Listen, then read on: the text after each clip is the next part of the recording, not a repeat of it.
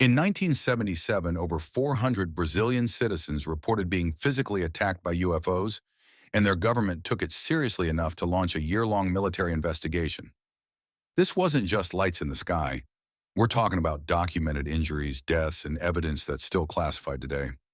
That's fascinating because this seems way more significant than Roswell, yet hardly anyone knows about it.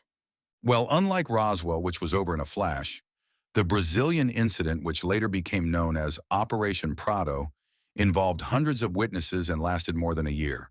The Brazilian Air Force couldn't ignore it when people started showing up at hospitals with bizarre injuries. Hmm, what kind of injuries are we talking about exactly? These weren't just minor burns. People had radiation-like symptoms, deep tissue damage, and some even died, according to researcher Jacques Vallée. The locals called these UFOs chupa chupa, meaning sucker sucker, because they believed the beams were somehow drawing energy or blood from their victims.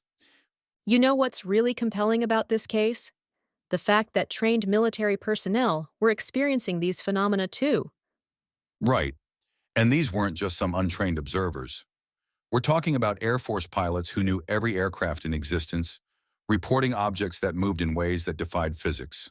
Colonel Holanda's team documented everything with radar data, photographs, and video evidence. So, what happened to all that evidence? Most of it remained classified until 2004, and even then, only a portion was released. The military investigation reported equipment malfunctions, unexplained radar readings, and psychological effects on their personnel. They were experiencing things that made them question everything they knew about aviation and physics.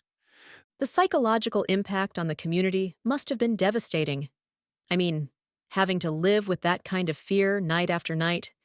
People were terrified to go outside after dark. Some residents actually abandoned their homes completely. And here's what's really interesting. The military took this seriously enough to maintain an ongoing investigation with multiple personnel and equipment dedicated to understanding what was happening. Well, that's quite different from how most governments handle UFO reports. Exactly. Instead of dismissing it or trying to explain it away, they invested significant resources for over a year, and the consistency of the witness accounts is remarkable. Whether civilian or military, they all described similar types of lights, similar beam effects, and similar physical reactions. The technology they described sounds like something we still can't replicate today. Even now, 47 years later, we don't have aircraft that can move instantaneously from one position to another or hover silently while emitting focused energy beams that can penetrate buildings. And that raises some uncomfortable questions about what was really happening in the skies over Brazil. And whether it could happen again somewhere else. You know what's really going to keep me up tonight? Thinking about those classified files that still haven't been released. What information could be so sensitive that it needs to remain secret after nearly 5 decades? That's a chilling thought, especially considering the physical evidence and medical records that already exist in the public domain. The legacy of Operation Prado continues to influence UFO research today. It stands as one of the few cases where a military organization not only took reports seriously, but documented physical effects and injuries over an extended period.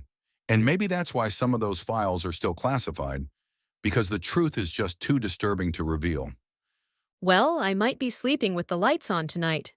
Just remember, according to the witnesses in Brazil, lights didn't offer much protection at all. If you want to learn more about the Brazilian Roswell incident, check out the video on YouTube at UFO History Revealed. Next week, we'll talk about the time that World War II nearly became the War of the Worlds when fighter and bomber pilots encountered strange, luminous craft in the skies of Europe.